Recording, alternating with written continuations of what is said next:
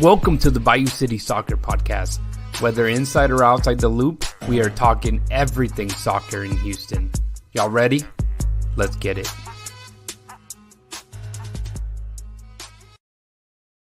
Houston, welcome to another episode of the Bayou City Soccer Podcast. My name is Rudy Segura. Today, whenever you hear this, today is what, Tuesday, 9 o'clock. We should be talking everything Houston, man. So, Dash, Dynamo 2, everybody saw some action during this weekend. And apart from all that conversation and maybe a little bit more, we do have an interview that we did earlier today with Brett Smith. So you get to hear that as well. But let me bring in my brother, Christian Putalias. How you doing, my friend? Hey, how's it going, everybody? Welcome. I don't even know what I'm saying. Can you hear me? You good? Yeah, I can hear you. It sounds all right. And also joining us today is Manny Olivares to keep us, I guess, in the now of everything that's happening with the Dash as well. How's it going, brother? Pretty good. How's everyone doing? Now I Todos can dormidos. Nah, it's okay. Joey said he was going to show up too. I'm telling you, dude, this is the privilege as Christian. We've changed the stuff from Monday to Tuesday. Joey says he's going to make it every single time. And then we're scrambling to see if he'll make it or not, man. But that's just life, right? How you been, man? How you been, Christian? How's this week? I know that both league is heading towards the end, man. I don't know if you have any. What's the final looking like? Is it set already, or do we not know yet? No, so we had quarterfinals this past Sunday. This weekend coming up, since we have Easter, we're gonna skip it, and we're gonna have semifinals in the next weekend. So I think it's April 7th is gonna be semifinals. You are gonna have Green Flag going against AC Juniors. Okay. And you're gonna have MAFC going against Ghost Town Saints. What? Two really good matchups. Yeah, they're gonna be really good matchups. What happened to my boy Hoodies? He said they were gonna win, man. They got wrecked. Yeah. Yeah. What was the score on that game? What was that score on that game? You don't want to know. 10-1. Ooh. Yeah, it was pretty bad. Hoodies. We need to talk Hoodies. Yeah. The other game was pretty good though. Houstonians played AC Juniors, and they went. So Houstonians kind of hit them first. They were like 2-0 up, and then they kind of tied it up, and then they ended up 4-4 towards the end of the game. They had to go to PKs, and then the PK shootout, AC Juniors scored all of theirs. I think they only scored like 3 or 4 because Houstonians missed 3 other PKs. So it wasn't a good night for them from the 12 steps. Hey, for the record, I have no dog in this fight when it comes to both league, but I really, really like the jersey for Ghost Town Saints. So because of that, I'm with them full time. I told that actually to Hoodies as well, and Hoodies was like, "What the hell, man? Ours is better." And I was like, clearly, well, Joey likes it. Joey likes it. Which with that, we are joined as well with Joe Chavala. How you doing, Jonas? What's up? Good to have you here, man. We were talking a little bit of smack before you got here, probably about you, but yeah, that's because we're friends. That's what we do. Right? Don't go back and listen, please. Yeah, don't go back and listen. I'll talk bad about Raquel May again. Honestly, it wasn't me. It wasn't me though. It wasn't me. For the first time ever, it wasn't me. It just reminded me, especially Joey's probably never watched Frozen. Actually, you probably watched Frozen when you were like 9 years old, didn't you? I watched the first one, not the second one. Yeah, it's like the first one. Olaf is talking about somebody, and he goes like, "Whoa, we're just talking about you. Nothing bad. Just but Manny, how you been, man? Anything happening in your world? Nah, nothing much. It's been. I just feel like I was just off a podcast and now onto another one right now. Well, look at you, man. Mr. Bodywadi. I know. I was about chilling and everything. And Rudy's like, "Hey, you want to come on the Dash?" I was like, "Man, it's throwing his PJs, but I'll change." Yeah, that's how it happened. I think that's how we got Herman last week. He was probably in his PJs ready to go to bed. And I'm like, hey man, you want to join the podcast? And he's like, sure. And he just kind of jumped on. But Joey, what about you, dude? I guess we'll touch a lot about the Dynamo for you to touch on since you were there. Crazy. Can't believe that you did a 7-hour drive there and then 7-hour drive back. That's That's not commitment. bad. It's and not that bad. and for a 2 day for a 1 day trip, it's a lot. It's a lot, but that's great, man. I'm glad you were there. For Houston, Colorado, that's a lot. Yeah. Hey, but you know Yeah. what? You know what? Whoever's listening, Edgar, he brought good luck. So maybe That's we're right. gonna have to fly Joey him into out. every single game. And see, the away game I bought tickets for last year that I ended up going to, it was Oh, LAFC and they won. That's true. That's true. Oh yeah. It got canceled originally, didn't it? Or it Yeah, got moved? Postponed because those frauds had to go make the CONCACAF final and lose. Yeah, those frauds. Money. They're talking about your team, man. Any comments on there? At least the Frost Juniors beat the Dynamo those. That's true. Yeah, we'll talk about that too. Christian, It you're doesn't gonna matter. have It's to about development. you're gonna have to talk about that, and then obviously we got Manny because you were at the Dash game, and you can give more of a perspective on that. What I thought was an ugly match, but we'll get there, guys. So if you guys are all ready, Christian, I guess tell the people how they can connect with us before we get started. Yeah, man.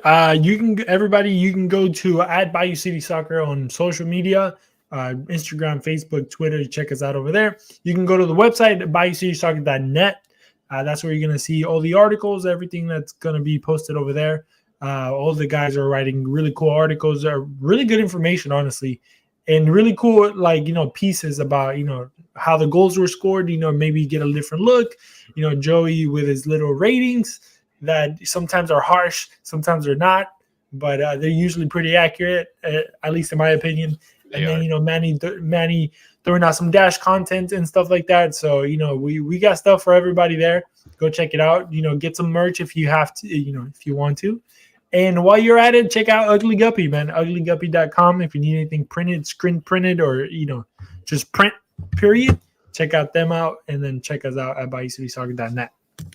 All right, well, let's get started just talking about the Houston Dash, Manny. 0-0 draw at home for the home opener against Racing Louisville. Louisville, very good team. You look at the stats, and actually, guys, I don't know, for the listeners, follow Food Mob, get that app, get it on your phone. It's a pretty cool app. I actually talking about hoodies one more time. He was like, "What the hell is this crap?" It kept showing I think really funny either a name or formation, and I was like, you know what? Sometimes that happens with Food Mob. It's such a great app, but sometimes it has a little bit of strokes, so it just happens. But it's a great app, and of course, if you're looking for news for the teams that you guys follow, you can find the news there. That from us that from Bayou City Soccer, it pops up on their news tab. So again, that's a little shout out. They don't pay us to say this. I just think it's a good app. But if they want to sponsor us, go for it too.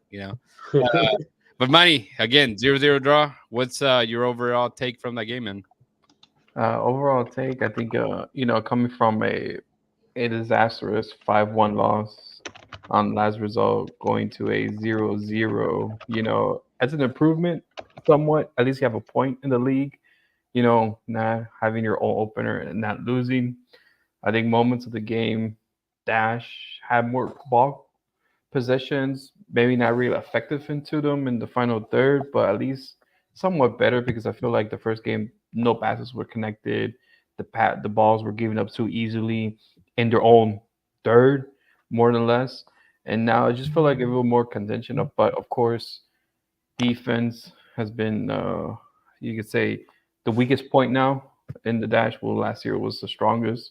But of course, Jane being Jane keeps a point for the Dash and keeps a clean sheet for them. It's nothing too, crazy to write on, but it was pretty much that. No real chances, only one shot on target for the Dash, and it was not even like a big good chance. Most like a really just most like a shot, just but not really something to be excited not to do it, but uh, mostly the highlights saves from Jans and the put the game Sarah put the game back heel off the line. If you haven't seen the replay, it's voted for the save of the week, so it's on every NWSL. But other than that, you have fireworks at the end. Everyone loves the fireworks, so that's pretty much it. That was the most exciting part. Yeah, it's really unfortunate whenever you go to a home opener expecting goals and they just don't come for any team at that point, right? Just kind of as a fan, you want to go and see some goals for sure. But um, no, you're right. That save that I guess goal line save that Putin had was the save of the week, so that's good for them. The defense looked really bad in the first game, and they looked more composed the second game against Louisville. Mhm. I think you took out a sophomore with Jalissa Harris. She was a rookie last season. In second year this season, but she never had a start. And her first game would happen to be last game, replacing Jacobs who had an injury.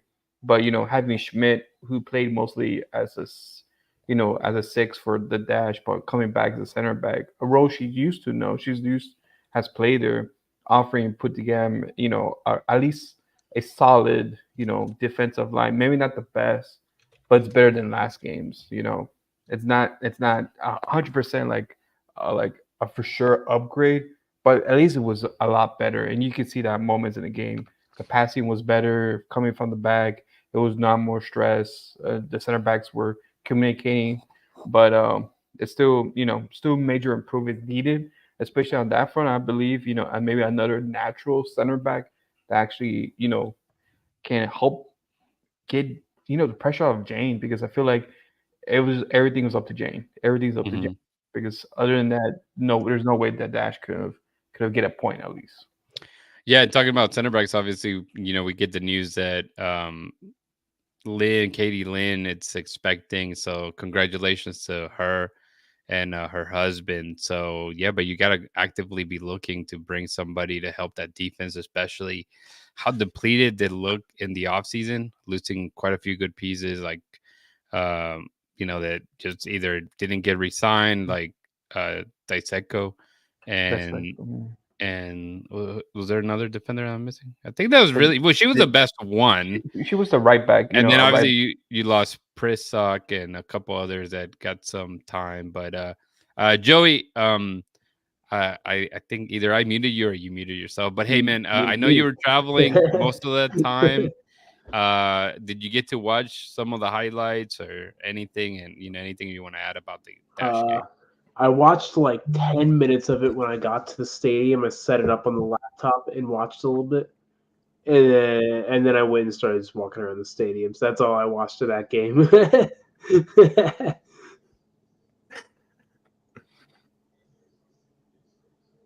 It's one of those that obviously you are expecting something better. Again, it's good that they were able to get a draw, even those at home 0-0. I feel just like and again, I keep sounding like the pessimistic dude with the Dash, but I just don't see the quality on top.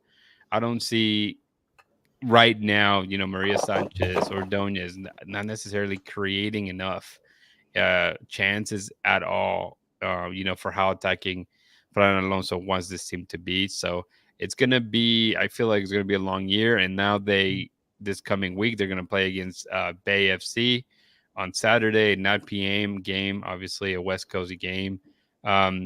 Manny, just what are your thoughts on, the newcomer, the newbie to the leagues, Bay FC, man?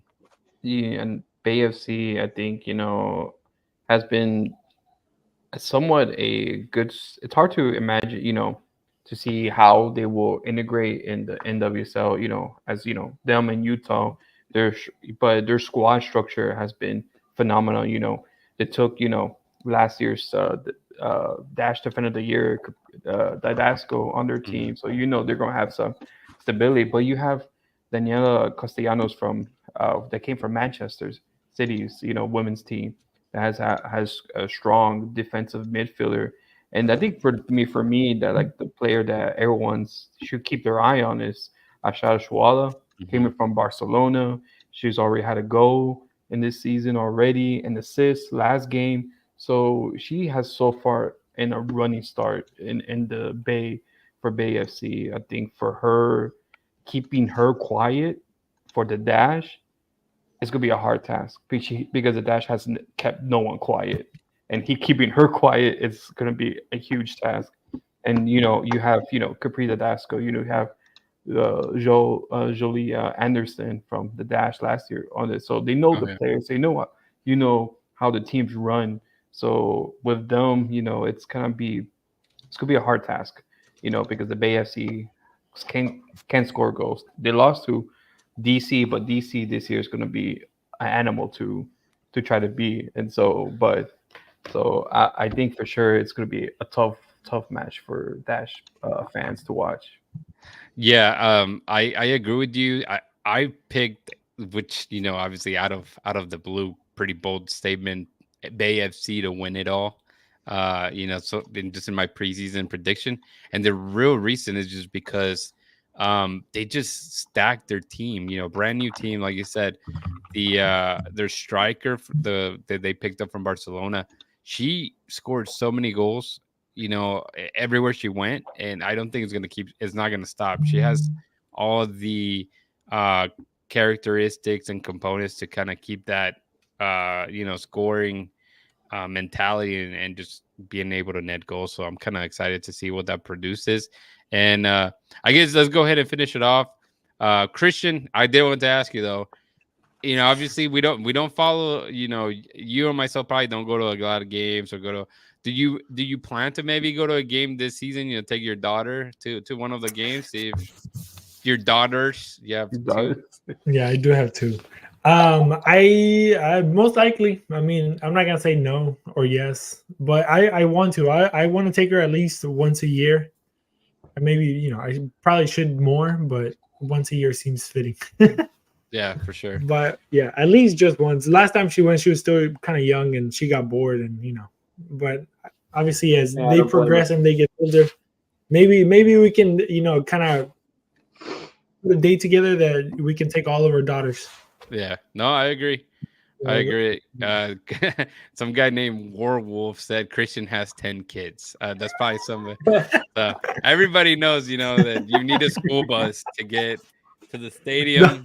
Let, let me give a quick shout out to my tilapia squad, all my boys from work. Some of them are watching, some of them are not. But shout out to those guys. Hey, that no, but you guys are right, man. I mean, how you have 10 kids. I have 4, by the way. No, I know. I was like, Just saying. the Dash has like a 10 tickets for $10 each, man. So there you go, man. That's a deal for big families like yours. You can take 10 people. I'm gonna need a sponsorship, bro. Hey, surprisingly, for the whole, but it was a huge crowd. To be honest, I think maybe that 10 for 10 actually helped because I feel like it was a huge crowd. They were It's record breaking, right? Yeah, the largest home home opener since the first game the Dash played here in Houston. Shout That's out. pretty impressive. Like I said, but we've talked about it too with the Dynamo. When you get that many people in the crowd, you need to capitalize. You need a big win. Like you said, people basically just stayed for the fireworks after the fact to see some action. But apart from some decent saves from the team, I still think that you need some other stuff. And Werewolf said, "Let's go Primo. We can take the girls." And I say Primo because that's how my kid says Primo. So he'll say funny. Primo. Let's Joey, Manny, Christian, feel free as well. Predictions for this game against Bay FC. All right, I got you with a win.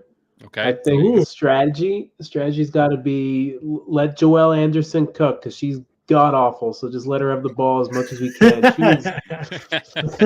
She was one of the worst players I've ever seen play soccer. Tell me how you really feel, bro.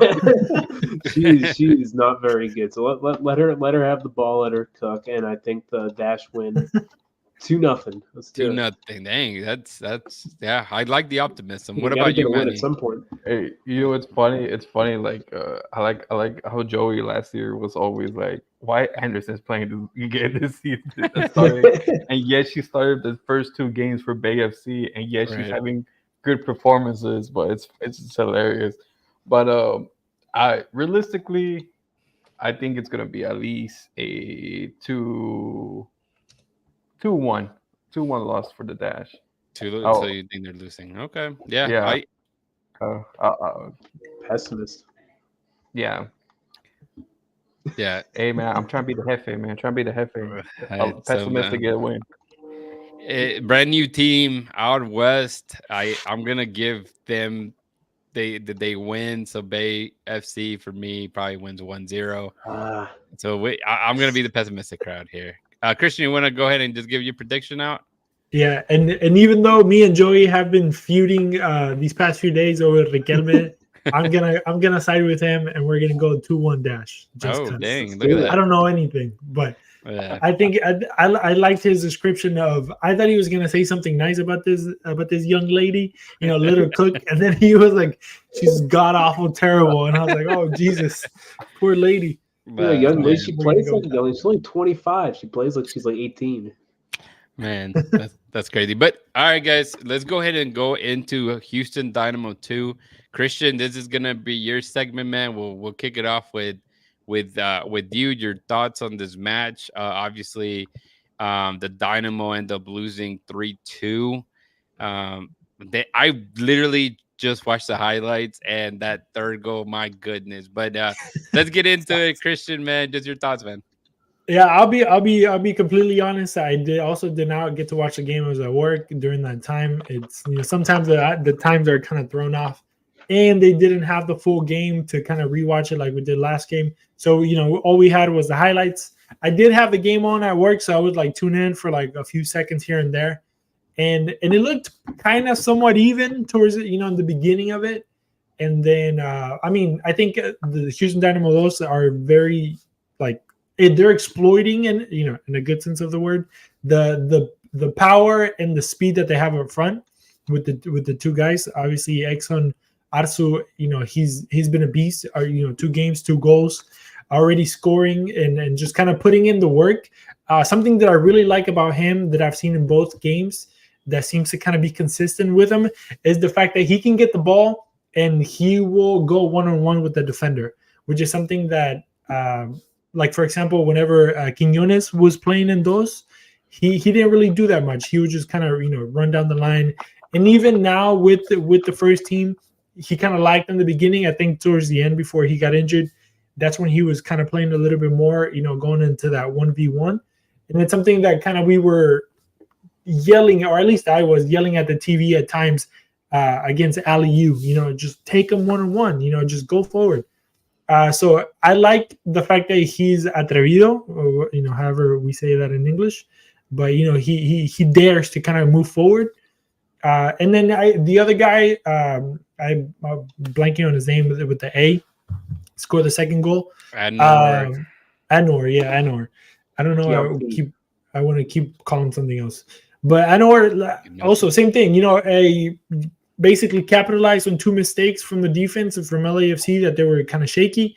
Take advantage of that, and obviously they lost to a weird, once in a lifetime mistake where literally kind of everything went wrong. I should have highlighted it's kind of that, divine justice in a way. video and put it in here, but if you haven't seen it, well, I guess at this point, go watch it on YouTube. They do have the highlight, 15-minute highlight, which is kind of crazy. But that goal, I was like, "What the hell did I just saw?" It was really crazy. It was weird. Yeah, because obviously they cross it in, everybody kind of ricochets. The defender, I think it was Omar Gray, jumps and hits it back, and it hits the crossbar and goes in. I mean, it was like you said, it never happened again. Yeah, and then the goalkeeper also couldn't grab it. Like it was a weird angle, and the spin of the ball, it was just completely weird. And it's crazy because obviously the momentum like changes. Obviously LAFC tied it up, and they seem to wanted it more, which is kind of like one of the big issues that we've been trying to get not tell Bundy how to do his job, but trying to understand why is it so hard to kind of keep the lead. The same thing happened with SKC in the first game. Mm-hmm. And same thing happens here in the second game. Obviously, you're losing and you're leaving valuable points on the road that could help you in a playoff push towards the end. And then you can kind of start saying or talking. How important is it to win? Is it better to it's going to be the discussion for the whole season, right? Win or lose, tie, whatever it may be. Are we here to kind of make these players move up to the first team, or are we here to kind of win these games and move forward? But I am content and happy with the fact that a bunch of kids are getting playing time. It's not like last year that we had a bunch of 25-year-olds that were never going to break the first team. Yeah, Joey, and that's just reality. Doy, how's Doy doing? Is he playing for? He scored, didn't he? Carolina Core. Nor, yeah. Dynamo 3, as Manny says, 3.0. Literally all the ex-Dynamo players. Well, Warwolf said you need to quit your job if you don't want to watch the games. Christian, that's good advice there. Thank you. And then, I don't want to add more wood to this fire, but I've also mentioned how I get frustrated seeing LAU not necessarily go. But Joey's going to say how many progressive carries this guy had. So I don't want to really get into that. Which guy? LAU. LAU. Oh. But that's the thing, though. Game didn't, but progressive carries can be like him moving the ball 2 feet forward and then turning back around. No, but I understand. What I was going to throw this to Joey. Apart from, obviously, I think Exon, I'm blanking on the guy's name. Arzu. He's been really good. I mean, the dude can play. And sure. So I think if he continues to play like he's been playing the first 2 games, I don't see why he wouldn't necessarily give an opportunity in the first team by the summer. But Joey, he signed a new contract for that. Yes, Joey, anything you want to add for Dynamo 2? I mean, my really big takeaways from the game is that, the Ben Bundy can't keep a lead. LAFC's goalkeeper was really awful. That was one takeaway. That Ordaz kid on LAFC, he is very good. I'm kind of jealous of him. The Dynamo takeaways, I thought Soto didn't look so great out wide. I wasn't a fan of Diego Gonzalez's play as well. Rodriguez had a good game. Isaiah Reed at left back, I think he looks rock solid. As a bust, you think? No, I think he looks rock solid. He struggled big time on the first game, but he may grow into it. I like his work rate. I feel like he could grow into that type of role, like a Dorsey or Tate Schmidt type of attack and fullback for the. He was good last year. Yeah. And I don't know if we mentioned this last time, probably not, because I believe we heard it with Kenny Bundy on Friday, but he did mention that Lampman is going to be out for quite some time.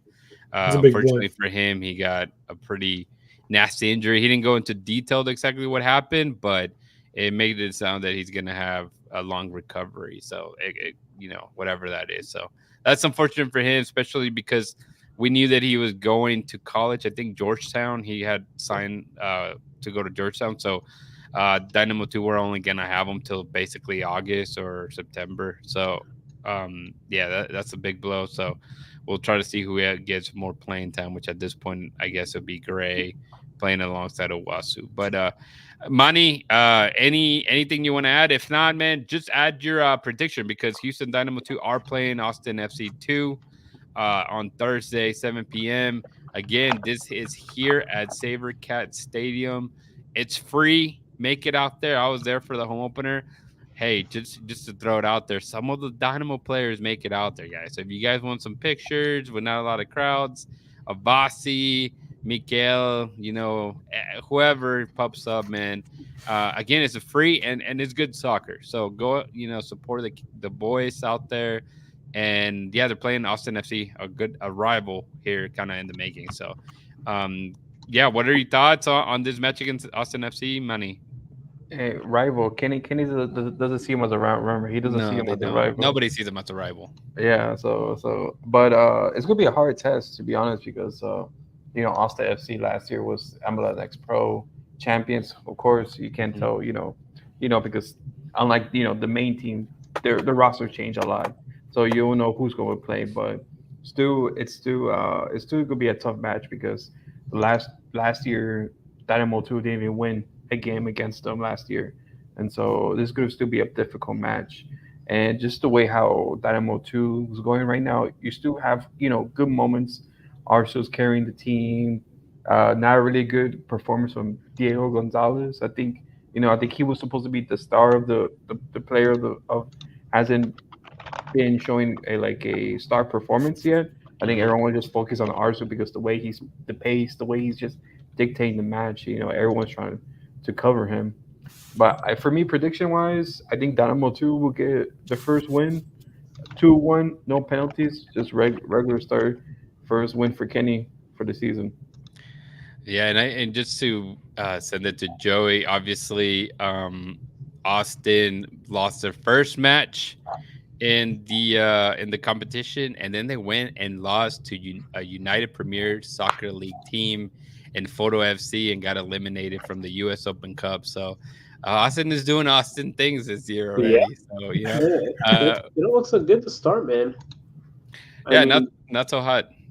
yeah, I mean, their attack's kind of weird right now. I know the Pinu or whatever the hell his name is. He got a red card, but that doesn't matter, right? Because of Hmm. the MLS Next Pro rules, he's still playing. I think. I Right, think that's so. how it works. I think he's only suspended for the next matchup, right? So he'll only be suspended for the next matchup against Tacoma. I think that's how it Right. works. But yeah, so he'll be there. He's a good player. They got Fadri, CJ Fadri. He's probably their scariest player going forward. Good young winger. But outside of that, I don't know. I don't think they're that good. They won the Yeah. cup last year, but yeah, so what? Yeah. Yeah, Kenny Bundy, he's gonna boss them. We all know he does that, but Kenny does it every week because he's the man. I So this is think the first win of the season here. first win of the season. Absolutely, we're going all wins this week. By the way, boys. Oh, there you Uh, go. I'm saying Soto gets on the score sheet, and so does Gonzalez. He gets his first of the year. We're gonna go 2-0 win. All right, there you go. You have it there. Christian, what about you, man? What are you thinking against this Austin FC match? And by the way, Kyle Blogs, he said he's late. He made it. Sup, boys? What's up, Kyle? But Christian, what's up? What's up, Kyle? 3-1 Dynamo brace from Matsu. Ooh, All I right. like it. And he gets the Dynamo contract right the next day, right? Right there, sign him. Sign him right there in a Sign piece him. of napkin. There you go. I like it. Yeah, I think this is gonna be the first win for the team. I can't see Kenny losing 3 straight with this very talented team. There's been a huge turnaround from last year when it came to the roster, and I agree. I first win, man. I played. What did I have? A loss and a win so far. So let's keep it going. But guys, let's go ahead and go into the Dynamo. But before that, Joey and I did get to talk to Brad Brad Brad Smith. Davis? I'm about to say Brad Davis, and we'll get into it. But yeah, we got to talk to Brad Schmidt, get his Schmidt. thoughts on the match against Colorado as well, kind of what's coming up against San Jose. But yeah, what's up, Christian? No, this is really stupid, but I'm gonna say it anyways. Before you hit play, every time I hear the word Schmidt, I just go to Mid-A. yeah, I go to South Park and I just think of that. Yeah, I agree. But let's go ahead My and bad. play it, and then we'll come back to it and maybe get y'all's thoughts because this obviously Christian and Manny haven't listened to it as well. So let me go ahead and play it, and hopefully give me a thumbs up if the volume is right. Okay. All right. Cool.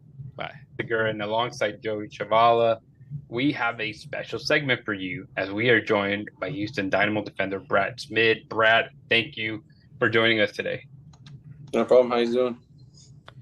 Hey, let's just start with this weekend. Massive win on Saturday against Colorado Rapids.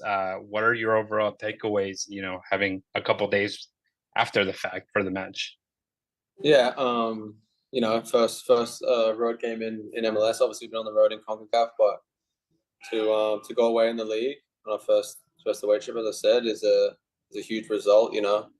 This league is tough, and the away form is the one that really is a big factor in the season. And get a clean sheet is also positive, and to come away with 3 points is massive, especially in a place there with altitude and a tough opponent.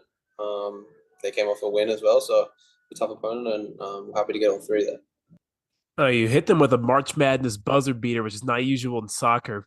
You got in late in the match in a quick transition, make it in front of the goal and slide it past the keeper. Take us what was going through your head at the time. Yeah, they obviously were pushing, and they had a lot of numbers forward. It was a set piece, and as soon as it popped out from the set piece, I knew that obviously it came on very recently before that, so I knew I had a lot of energy, and I saw Artie pick up the ball, and we all know what Artie's like with his passes. He's pretty accurate, so I didn't think he was going to give the ball away, and he found Sebas, and I was just ran through him, was willing to put some energy on the field and get up there, and great pass from Sebas. We got a good relationship, and take a touch. I kind of composed myself and took a bit of time. I knew how big the moment was, the last kick of the game. So, I was just happy to see it go past Zach Steffen. And, I knew that it was a great result for us. And the guys fought hard. So for me to help out on that end and finish my chance was for me and then them for working hard. Now the focus turns into Saturday night. You guys are going to be facing San Jose Earthquakes. They got a big win as well against Seattle after losing 4 straight, I believe. How are you and the team feeling, as you guys approach this matchup and attempt to keep winning at Shell Energy Stadium? Yeah, I think, like I was touching on before, the away win is massive for morale. And every time you win, coming the next game, the week up to the game is very good, and everyone's happy and in good spirits. So morale in sports, not just soccer, in sports in general, is huge going into the week. So we're feeling good, we're feeling confident, and the fans will show up for us, and we know what we need to do, and hopefully get a good result at home and then push forward from there. We know most of the preparation during the week will be on the team performance, but how much tape do you watch individually going into these games? Yeah, obviously there's departments in the team, so there's defensive minded coaches, attacking coaches. So they'll do we do full meetings every day, and then we have unit meetings, and then there's obviously the ability for us to watch our clips. Basically, it's every touch of the ball that we have is broken down for us, and we're able to watch that back and analyze our performance, and a lot of the guys utilize that. So that's very important to self-reflect and see what we did good and see what we did bad and what you can work on during the week.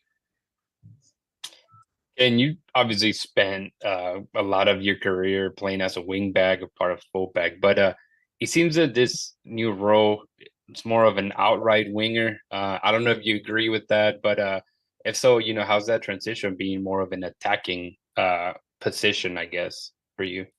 Yeah, it's definitely different. Predominantly I'm playing left back or left wing back. I played at GC. It is an outright winger. Now that I'm playing, me and Ibra are playing there, so it's definitely different. I'm learning, working hard in training, and it's something that I'm not super familiar with, but I know I can do it. I just got to, work on things and change my mindset of, defensive and attack. And I still got to defend, but it's just a different sort of defensive role as tucking inside and more of a shadow defender, and instead of like a 1v1 defender as a fullback. But I'm enjoying the role. I'm happy to come in and help the team attack, because that's what I love doing as a defender as well. But the role's good, gives me some freedom, and I'm learning and getting better each day. All right, so let's talk about your career as a whole. So what brought you to Liverpool as a teenager, and what was it like going through a youth academy of one of the biggest clubs in the history of the sport? Yeah, it was a crazy transition from where I was in Australia. As a 14-year-old boy, I got scouted and was able to go over to the Liverpool Academy, and they gave me a chance. My family and stuff moved over. To going through the academy, through the whole system, it's a tough grind. There's a lot of lot of talent coming through, and I was able to go through all the age groups and go to the first team and play a handful of games there. So that was a dream to be even able to put on the shirt for Liverpool, and something I'm extremely proud of. That was where it all began. Yeah. All right. So after you won MLS Cup back with Seattle in 2019, and you had to come back to Bournemouth, did you want to come right back to MLS? And how do you look back on that short loan spell you had at Cardiff in between the Seattle spells? Yeah, obviously winning the MLS Cup was massive, and it was the end of the loan, so I did have to go back to my parent club, which was Bournemouth at the time, and I think just because of the season and salary caps and stuff, I wasn't able to come back to the MLS. But had a loan spell at Cardiff, didn't go as well as I'd hoped, and then we were in contact with Seattle the whole time, and we were able to figure out an agreement. So I was happy to come back out to America because I enjoyed it so much the few years prior.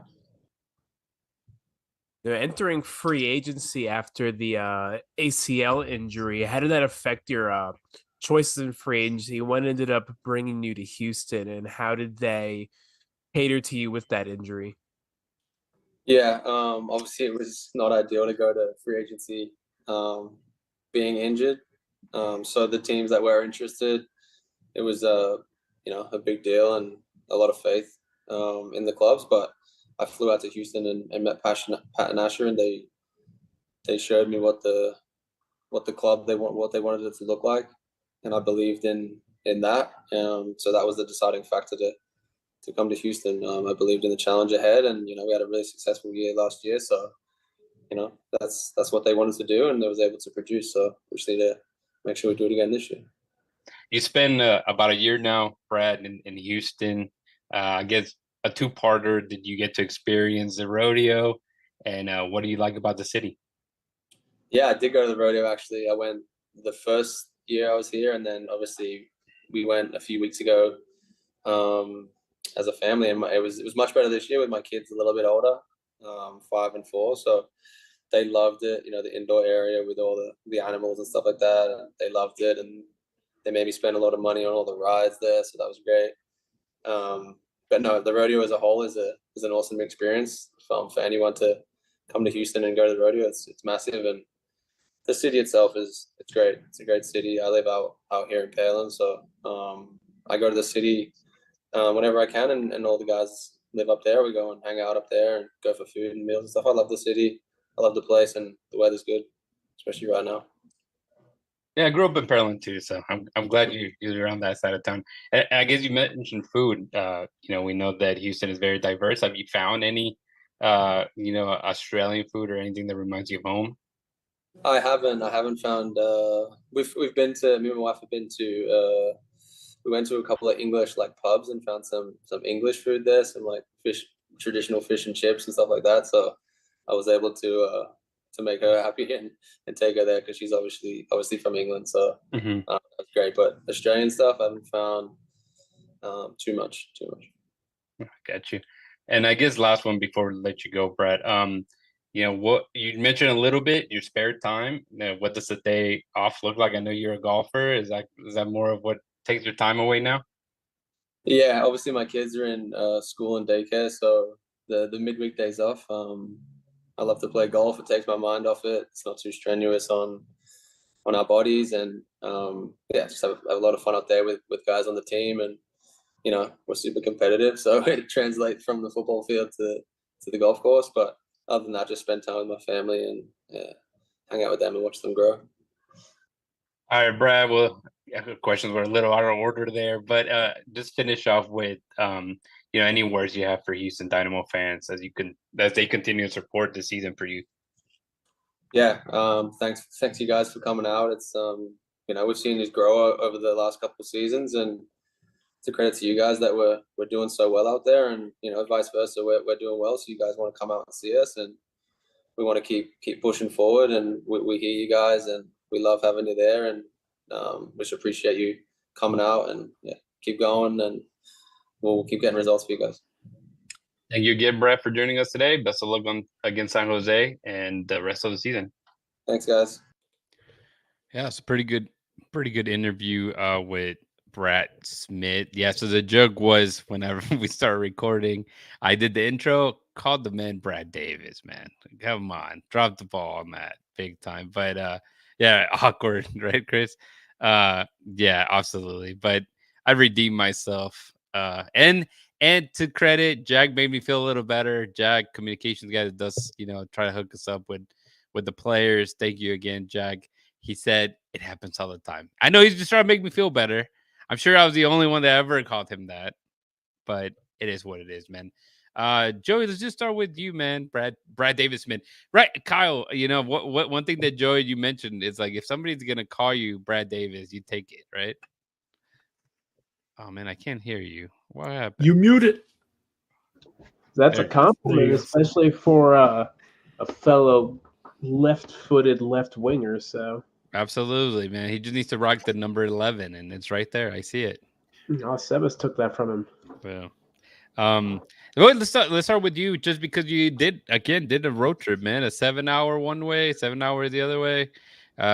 Such a champ, man. You went and cover the team, probably the only one working, it seems, from some of the videos you shared. It seemed Yeah. the people were going crazy, man. But let us know a little bit about your time there. Yeah, the trip was great. Smooth sailing both ways. But and getting to the stadium's super nice. I love it there. It's not the first time I've been to that stadium. It's a pretty good atmosphere there when the fans actually show up, because I know they have attendance problems like the Dynamo, but yeah, the fans are generally pretty good. The game itself wasn't a great game, but I mean the Dynamo pulled it out, and that's all I could ask for. I mean, usually when I travel to a game, the Dynamo don't win, so that was pretty nice to see. Yeah, so we saw the return of Gabe Siegel in the starting lineup. Aliu, Reigns playing out wide. We did mention that, right? With Coco being out, who was going to take his spot? We all kind of thought maybe Latif Blessing was going to jump in from the start here, possibly. And we got Reigns out wide. It was Uh, good. with something that we didn't know too, Bassi being injured and he didn't even make the roster, the team sheet for that match. So just kind of interesting. But I'm with you. I mean, the game itself, it was a good game for the Dynamo. They held most of the possession. They tried to do a couple opportunities. The stats are not necessarily all there, with them only having 7 shots, I think, total, and like 2 or 3 shots on target. So very minimal. It went down to the wire. Very modern football. Very modern football, man. Let me see. Joey, tell me how many progressive carries did you have that game, please, sir? In this game, I'm gonna go with 3. 3? Sounds about right. I don't know. And- Let me fact check it real quick. Yeah, fact And then he quickly turned around and went backwards. Yeah, right. Like you take a Good couple analogy. steps forward and then you just pass it to the middle. That's a lot of what we see. But no, I was pleased, man. This game was really good. Mikel keeps being just this rock in defense. Escobar had probably a very good game, I would say, overall. And then yeah, I guess before we get to the goal and everything surrounding it, Christian, what was or Manny? Let's go with Manny. Manny, uh, Manuel. what are your takeaways from that game, man?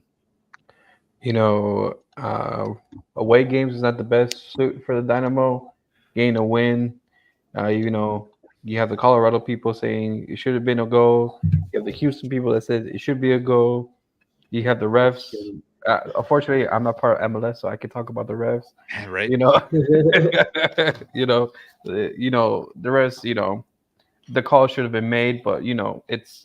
I think the Dynamo's always had a history of having game bad calls against them.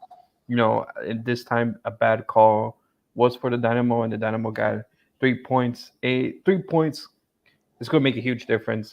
Coming to this game, we will talk about later. That's going to be needed to get back in the standings for the league. But hey, I take the 3 points right now and go on next week in this week's game. You take it, man. You take it and you run with it. Christian, man, what anything else you want to add to that?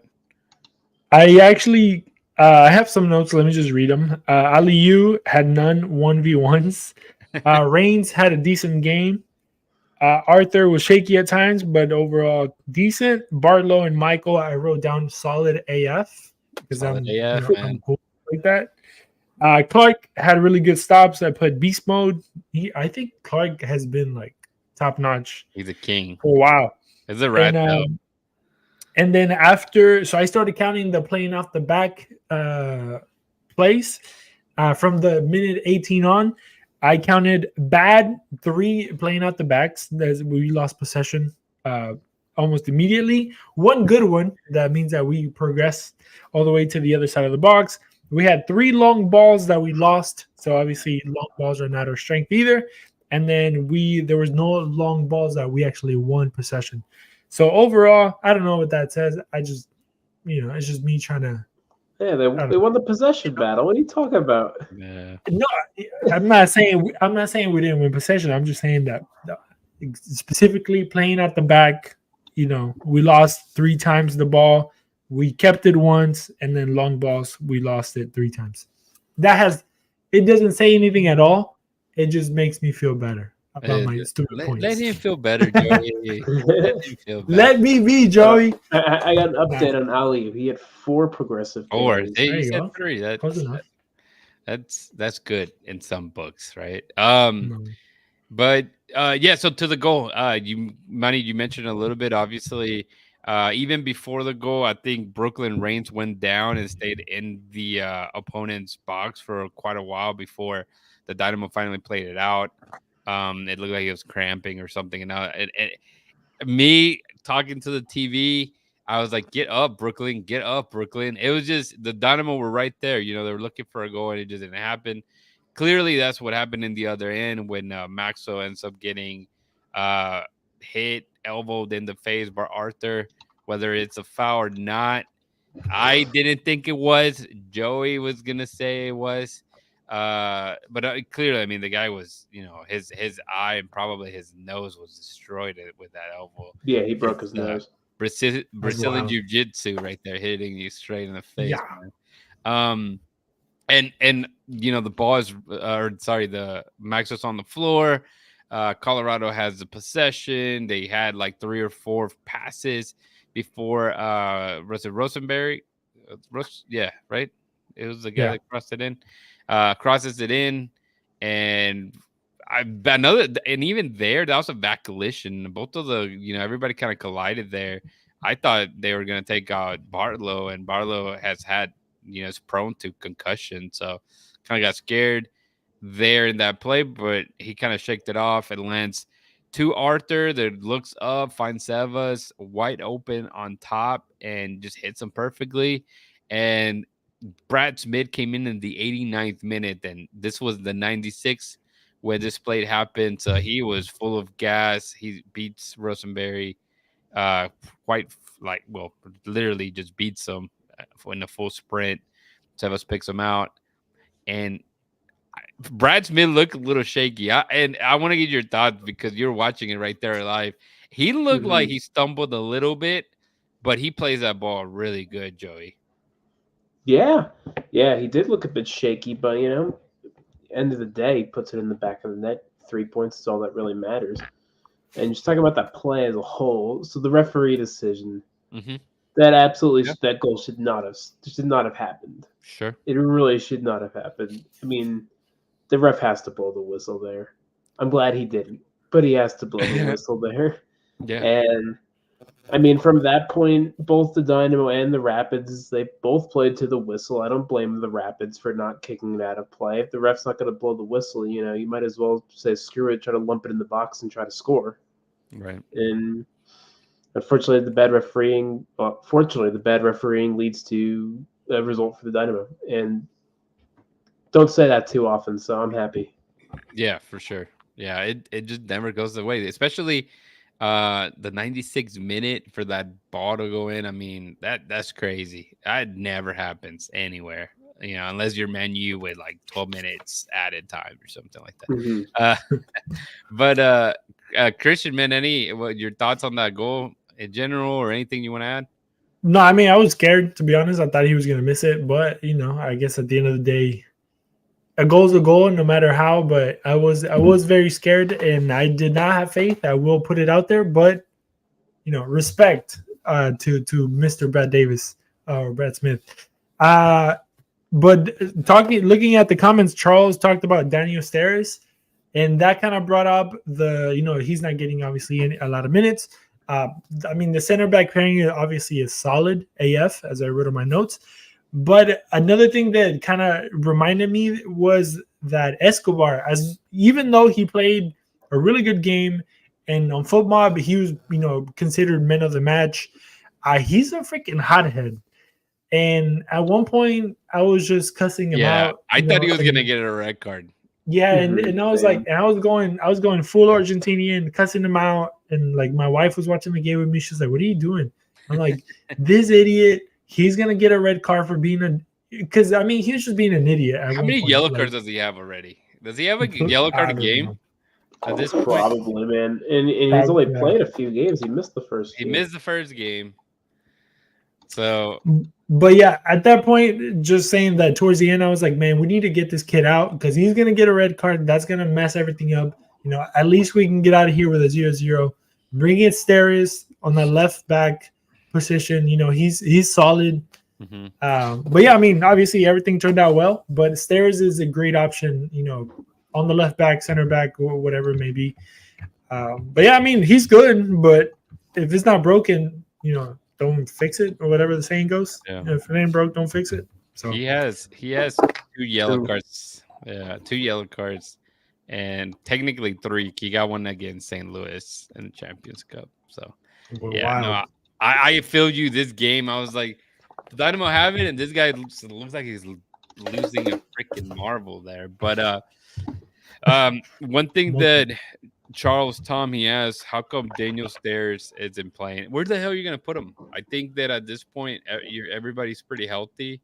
There's no need for him to play. I mean, Tate Schmidt, we saw he was a starter, and he hasn't seen any minutes. Once you have, your core players, this Viachenko would be the only guy that would probably come in for Barlow. I mean, right now, Barlow is playing very well. Killing it.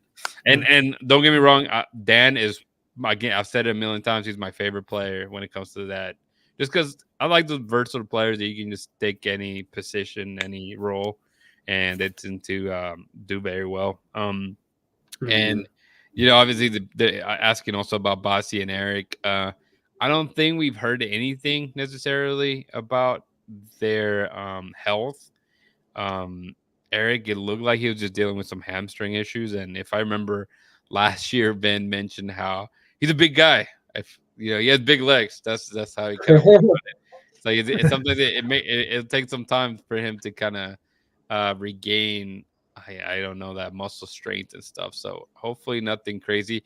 But the Bossi one was interesting because it kind of came out of nowhere. I don't think there was really any news of him when we talked on Friday that he may be out, and him not being on the depth chart was kind of interesting.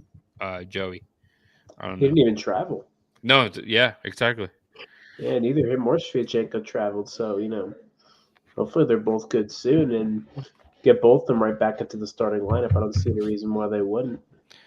Yeah, I think the most incredible thing, and I don't know if you guys see it too, is the fact that the Dynamo are playing very well. Obviously, without Hector Herrera, you're right, who was, MVP last year, for many people. He just balled out. But I think also there was more pressure when Ache was on the field. I don't know if that makes sense. I think there was more pressure for the team to do better, and it did. But right now, that I think some of that pressure may be, lifted, and they're still showing that they can play, man. I think Ben Olsen just prepares, the squad really well for every single matchup. So it's interesting. Zian, talking about matchups, obviously Houston Dynamo, they'll be playing San Jose Earthquakes Saturday night at 7 p.m. at Shell Energy Stadium. So get your tickets if you haven't, and so you can go and make it out to that game. I'm sure it's going to be a good one. That's kind of like in a rivalry, right? didn't San Jose and the Houston they love each other or something like that? I don't know. That's what I've been told. It's But a fake rivalry. it is. They just told the team. That's all that happened. But Manny, what are your thoughts on this game against San Jose and maybe your prediction for the game? I think Houston has a good opportunity to get another 3 points. I think San Jose were lucky to be a depleted Seattle of injuries. Players of that are not clicking in Seattle for some reason. They're not having a good form. So it was a good opportunity to get 3 points, their first win of the season, because they were on a losing streak for almost like 4 games in a row, and until they beat Seattle, they got the first win. But other than, I do expect Dynamo to get the first win home. Second win. I'm sorry. It's been a long day. It's second win at home. I just want them to score more than one goal. That's all I'm asking. But you know what? A 1-0 still is a win. So who cares? Joey, what are you thinking for this game, man? Yeah, San Jose are pretty bad, so I'm gonna stick with a win as well. I mean, yeah, they played pretty bad against a really poor looking Seattle team and barely got over the hurdle there. I mean, Preston Judd is their starting striker at this point. They're just not a good team. I remember now why I said that Hudis had mentioned about FootMob, because he said if you look at FootMob tells you that Nelson Quinones has a knee injury and should be back mid-April 2024. So that's why like, what the hell? But Sviatchenko's in there with a hamstring injury, and it says mid-April 2024. And then Amin Bassi hamstring injury mid-April 2024. Nelson Quinones is doing that Aaron Rodgers recovery. Right? Yeah, he'll be back. 2 months. He's probably already doing like sprints already. Steroids straight into the knee, bro. But I guess good news that we did hear was per Glenn Davis was that Hector Herrera should be back against, or what is it, April 20th? The game against Austin. Austin, yeah. So get your tickets for that. It'd be should be a good match. Just again, nobody really calls it a rivalry, but some people make a big deal. There is gonna be a tifo that game, so I'm gonna try to get some extra tickets for some family members that want to go to that game. So you get some great atmosphere and Achi back, at least on the bench. I mean, why not? Yeah. I hate them giving a date like that, though. Yeah, no, I agree. Sets up for disappointment. Oh, for sure. It's kind of whenever he came in for Dallas. But sorry, Joey, I didn't mean to cut you off. I don't know. Back to the San Jose game. After that little tangent, I'm gonna say we're not gonna keep a clean sheet, and here's why. Because every time this dude Jeremy Abobasi plays against us, he scores. So he's gonna score again. And but Dynamo are gonna win. They're gonna win 3-1. They're gonna find some offense. I like it. I want to see it. What about you, Christian? What are you thinking? Let me ask you a question. Who you guys are starting up top? Ferreira or Sigo? Or what kind of combination? I want to start for Ferreira, but I don't know if he's still like needing limited minutes. So I wouldn't be. I mean, I would be okay if we saw like a repeat lineup, which doesn't necessarily tend to happen. Coco's back, right? Yeah, Coco's back.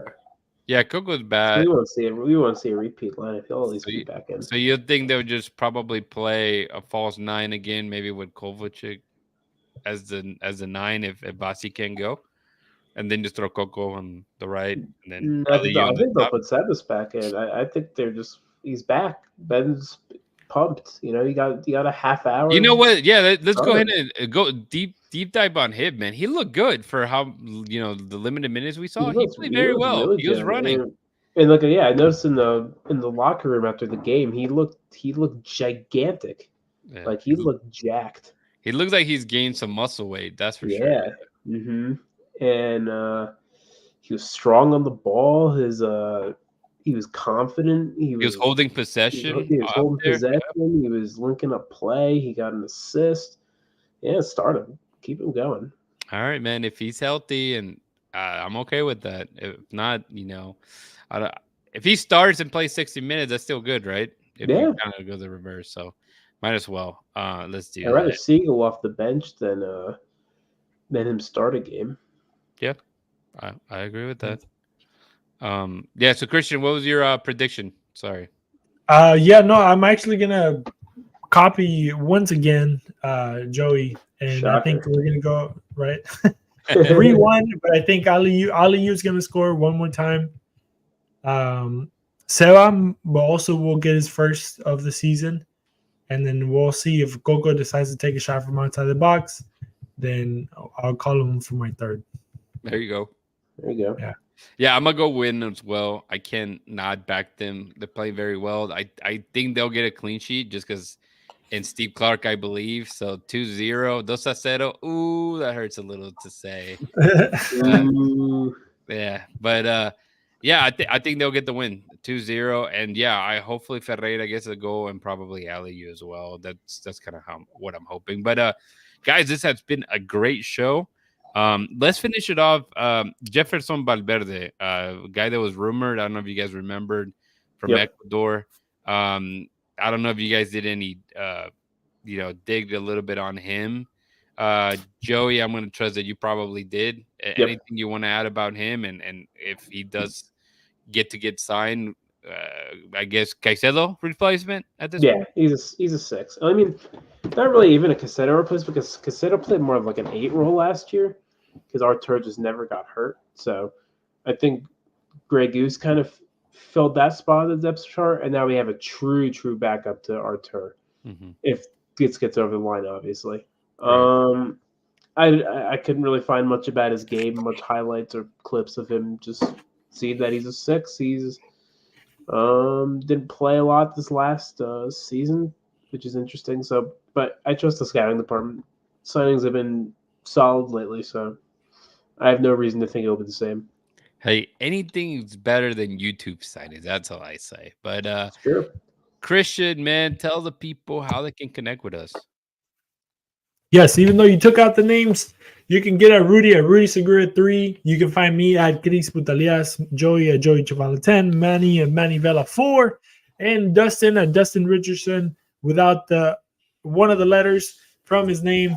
Just go ahead and find him there. But you can always find him on Twitter at Bayou City Soccer. Don't forget, guys, BayouCitySoccer.net. That's the website. That's where you're going to find everything that you need to know about the Dash, about the Dynamo, and about the Houston Dynamo Dos. That's where you can get all the information. You can get merch. You can get a bunch of other cool stuff there as well. You can find Ugly Guppy. There's probably going to be a link there too. So go check those guys out. But don't forget, get at us at Bayou City Soccer on all social media. Check out the YouTube channel. And yeah, that's where we're going to be at. Yeah, thank you guys for joining us. Yeah, I was gonna say thanks. Exactly. Thanks for everybody that's listening live, everybody that goes back and listens to this on your favorite podcast app. It goes a long way as if you can like, subscribe, rate, help us out. Hopefully you guys enjoy the content. And what is Christian pointing at? Of course, Riquelme.